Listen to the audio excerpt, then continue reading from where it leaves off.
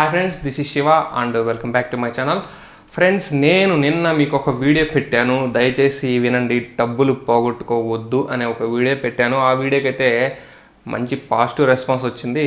కాకపోతే ఒక 15% కామెంట్స్లో వచ్చేసి కొంచెం వాళ్ళు నన్ను చెప్పింది ట్రేడింగ్ అనేది తప్పు కాదు, గ్యాంబ్లింగ్ కాదు, తెలియక ట్రేడ్ చేస్తే డబ్బులు పోతాయి, ట్రేడింగ్ గురించి అవగాహన గురించి తెలుసుకోవాలి, సో మిమ్మల్ని ఎవరు డబ్బులు పెట్టమన్నారు తెలియకుండా అంటే కొన్ని కామెంట్స్ అయితే వచ్చాయి. సో వాళ్ళైతే కొంచెం హర్ట్ అయ్యారు, ఎవరైతే జెన్యూన్ ట్రేడర్స్ ఉంటారో వాళ్ళు.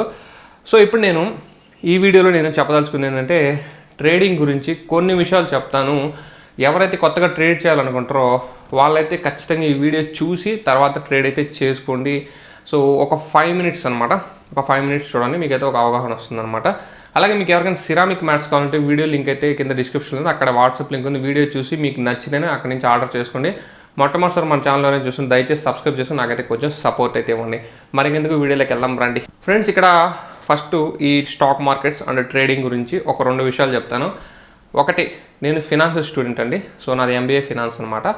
సో ఇక్కడ నాకు దాని మీద కొంచెం అవగాహన ఉంది, స్టాక్ మార్కెట్స్ అంటే ఏంటి అవన్నీ నాకు అవగాహన ఉంది. కాకపోతే నేను దాంట్లో ఎక్స్పర్ట్ని కాదు, అందుకని నేను డీప్గా వెళ్ళి మాట్లాడదలుచుకోలేదు. కాకపోతే నాకు తెలిసిన కొన్ని ఒక 5-6 పాయింట్లు చెప్తాను. ఏంటంటే, ఫస్ట్ మీరు ట్రేడ్ చేయాలి, మనము ఒక స్టాక్ తీసుకొని దాన్ని ట్రేడ్ చేసుకొని దాంట్లోంచి డబ్బులు సంపాదించాలి అని మీరు అనుకుంటే ఫస్ట్ మీరు ఫినాన్స్లో ఉన్న కొన్ని బేసిక్స్ని తెలుసుకోవాలి. సో స్టాక్ మార్కెట్ అంటే ఏంటి, ఇంట్రాడే ట్రేడింగ్ అంటే ఏంటి, ట్రేడింగ్ ఎన్ని రకాలు ఉంటుంది, స్టాక్స్ని ఎలా కొనాలి, ఎప్పుడు అమ్మాలి, సో అప్స్ ఏంటి, డౌన్స్ ఏంటి, అప్ ఫాల్ డౌన్ ఫాల్ ఏంటి, సో స్టాక్స్ ప్రైజెస్ సో ఎప్పుడు ఎలా ఉంటాయి, ఇదంతా కూడా ఒక థియరీ అనమాట. ఇది ఒక రోజులోనో ఒక యూట్యూబర్ ఒక వీడియోలో చెప్తే వచ్చేది కాదు.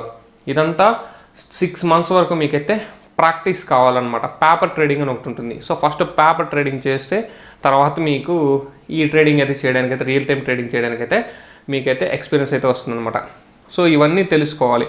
వీటిలన్నిటికన్నా కూడా ముఖ్యంగా ఫస్ట్ ముందు నువ్వు ట్రేడ్ చేసేటప్పుడు, సో నువ్వు ఒక స్టాక్ని కొనాలని డిసైడ్ అయినప్పుడు, ఒక షేర్ని కొనాలి, ఇదో నేను స్టాక్స్ని ఇన్వెస్ట్ చేస్తున్నాను ఈరోజు నువ్వు కొనాలనుకున్నప్పుడు ఫస్ట్ నువ్వు చూడాల్సింది ఏంటి, ఆ స్టాక్ ప్రైస్ ఎంత పెరుగుతుందా ఎంత తగ్గుతుందా, అబ్బా నిన్న పెరిగింది సో ఇంక రేపు పెరుగుద్ది. ఇది చాలా పిచ్చి ట్రేడింగ్ అనమాట. మీరు చూడాల్సింది ఆ కంపెనీ బయోడేటా.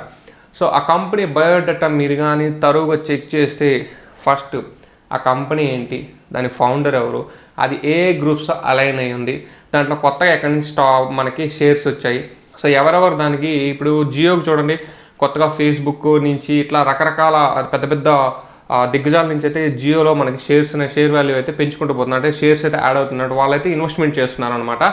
అలాగా ఆ కంపెనీ గ్రోత్ ఏంటి, ఎప్పటి నుంచి ఉంది, ఇది స్టాండర్డ్గా షేర్ వాల్యూ నిలబెట్టుకుంటూ వస్తుందా, లేకుంటే ఈ మధ్య ఏదైనా కొన్ని అలయన్స్ కలిసాక పుషప్ అయిందా, అండ్ ఆ కంపెనీ ఫౌండర్ ఎవరు, ఎప్పటి నుంచి రన్నింగ్లో ఉంది, ఎన్ని సంవత్సరాల ఎక్స్పీరియన్స్ ఉంది, దాని షేర్ స్టార్టింగ్లో ఎంత ఉంది, లాస్ట్ 5 మంత్స్లో ఎంత ఉంది, లాస్ట్ 1 ఇయర్లో ఎంత ఉంది, లాస్ట్ 3 మంత్స్లో ఎంత ఉంది, లాస్ట్ 1 వీక్లో ఎంత ఉంది, లాస్ట్ 5 డేస్లో 1 డేలో, ఇట్లా ప్రతిదీ కూడా అనాలిసిస్ చేస్తే అప్పుడు నువ్వు ట్రేడింగ్ చేయడానికి అర్హుడివి.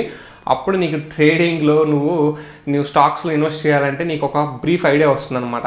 సో నేను ఈరోజైతే కమ్యూనిటీ ట్యాబ్లో ఒక పెద్ద ఆయన ఛానల్, సాయి పత్రి అనే ఛానల్, మనీ పర్స్ అనే ఒక ఛానల్ పెట్టాను కదా, అది పెట్టడానికి రీజన్ ఏంటంటే ఆయన నిన్ను ట్రేడింగ్ చెయ్యి అని చెప్పి ఎక్కడ చెప్పడు. ఆయన చెప్పేది ఏంటో తెలుసా, ఒక కంపెనీ ప్రాఫిట్ అండ్ లాస్ ప్రతిదీ కూడా దానికి ఎన్ని డెఫ్లు ఉన్నాయి, దాని ప్రాఫిట్ ఎంత, దాని లాస్ ఎంత, దాని అనాలిసిస్, రేషియో అనాలిసిస్ అంటారనమాట. అవన్నీ ఆయన క్లియర్గా స్టెప్ బై స్టెప్ చెప్పుకుంటూ వస్తాడు. దాన్ని చూసి దీని బతికి, దీని బండారం ఇది, ఈ కంపెనీది, దీంట్లో ఇన్వెస్ట్ చేయాలంటే చేసుకోవచ్చు, లేకుంటే లేదు అని ఆయన ఒక సజెషన్ ఇస్తాడు తప్పితే నువ్వు స్టాక్స్లో పెట్టు, ఏంజిల్ బ్రోకింగ్ అకౌంట్ ఓపెన్ చేసుకుని, డీమ్యాట్ అకౌంట్ ఓపెన్ చేసుకుని చెప్పి ఎక్కడ చెప్పడం అనమాట. సో ఏంటంటే ఇదంతా కూడా మీరు చేయాల్సింది ఫస్ట్ బ్యాక్గ్రౌండ్లో పేపర్ వర్క్ కానీ లేదా గ్రౌండ్ వర్క్ కానీ ఏదైనా అనుకోండి, ఫస్ట్ ఇచ్చేయండి. కంపెనీ గురించి తెలుసుకొని, ఆ కంపెనీ గ్రోత్ గురించి తెలుసుకొని, ఇంకోటి అంటే సీజనల్ ట్రేడ్స్ ఉంటాయి అన్నమాట. అదేంటంటే ఇప్పుడు ఎయిర్టెల్ సీజనల్ అనమాట. సో మనకి ఈ మధ్య లాక్డౌన్లో బాగా ఇంటర్నెట్ వినియోగం ఎక్కువైపోయింది కాబట్టి ఎయిర్టెల్ మా షేర్స్ కొంచెం వాల్యూ అయితే సడన్గా రైజ్ అయ్యాయి అనమాట. ఎందుకంటే ఇప్పుడు వాటి వినియోగం ఎక్కువైపోయింది అనమాట. అలాగే ఒక్కొక్క సీజన్లో ఒక్కొక్క దాని యొక్క ఉత్పత్తి యొక్క ప్రోడక్ట్ యొక్క వినియోగం అయితే ఎక్కువ ఉంటుంది. ఆ టైంలో మనకి ఆ షేర్ వాల్యూ అమాంతం రైజ్ అవుతుంది. అది సపోజ్ ఇప్పుడు మనకి ఏసీస్ అంటే సమ్మర్లో మంచి ఎక్కువ మంది కొంటుంటారు, ఏసీస్ కూలర్స్ కొంటుంటారు కాబట్టి సమ్మర్లో వాటి సేల్స్ ఎక్కువ ఉంటుంది. అలాగే సేల్స్ పెరగకుందే అక్కడ షేర్ వాల్యూ కూడా పెరుగుతుంటుంది, షేర్ కూడా పెరుగుతుంటుంది. ఇలా సీజనల్గా ఉంటాయన్నమాట, అది కూడా చూసుకోవాలి. సో ఇలా చాలా చాలా చాలా అయితే లింక్ అయి ఉంటాయండి. ఇది ఆషామాషి కాదు. ఈ రోజున్న ప్రైస్ రేపున్న ప్రైస్ ఎల్లుండి ఉందంటే కంపెనీస్ తప్పు కాదు అది. కంపెనీస్ అయితే వాళ్ళ ప్రొడక్ట్స్ని వాళ్ళు సేల్ చేసుకుంటుంటారు. సో అప్ అండ్ డౌన్స్ ఉంటాయి. అప్ అండ్ డౌన్స్ అడిగినప్పుడల్లా షేర్ మీద, మనకి షేర్ ప్రైస్ మీద అయితే అది ఎఫెక్ట్ చూపిస్తుంది అనమాట, ఏదైతే వాళ్ళ యొక్క షేర్ వాల్యూ మీద. ఇలా సీజనల్గా ఉంటాయన్నమాట. కొన్ని కంపెనీస్ ఏంటంటే గాలి కంపెనీస్ వస్తాయన్నమాట. ఈరోజు జిప్ని భూమిలోకి వచ్చేసి 2 రోజుల తర్వాత అసలు కనిపించదు అనమాట. సో ఇంతకుముందు ఒక యూట్యూబర్ కూడా అదే చేశాడు. అతను ఒక దాంట్లో షేర్ కొని వెంటనే అమ్మేస్తే అతనికి 5,000 ప్రాఫిట్ వచ్చింది. సో ఆ తర్వాత ఆ కంపెనీ నేను లాస్ట్ 1-2 మంత్స్ నుంచి అబ్జర్వ్ చేస్తుంటే దాని షేర్ వాల్యూ 32 రూపాయలు దాటి వెళ్ళట్లేదు. అతను ఆ వీడియో చేసేటప్పటికి 42 రూపాయల దగ్గర ఉందన్నమాట. ఏంటంటే ఇంకా దాన్ని పడిపోయింది. ఇంకా అది లేయాలంటే 42 రూపాయలకి రావాలంటే ఎన్ని నెలలు పడుతుందో, ఎన్ని రోజులు పడుతుందో తెలియదు అనమాట. ఇలా దీంట్లో అప్ అండ్ డౌన్స్ ఉంటాయన్నమాట. సో షేర్ అనేది గ్యాంబ్లింగ్ అన్నందుకు చాలామంది ఫీల్ అయ్యారు. గ్యాంబ్లింగ్ అంటే తెలియని వాడికి ఇది గ్యాంబ్లింగే, అన్నీ తెలిసిన వాడికి ఇది ఒక మంచి ఏమంటారు డబ్బులు సంపాదించుకునే ఒక మార్గం అని చెప్తాను.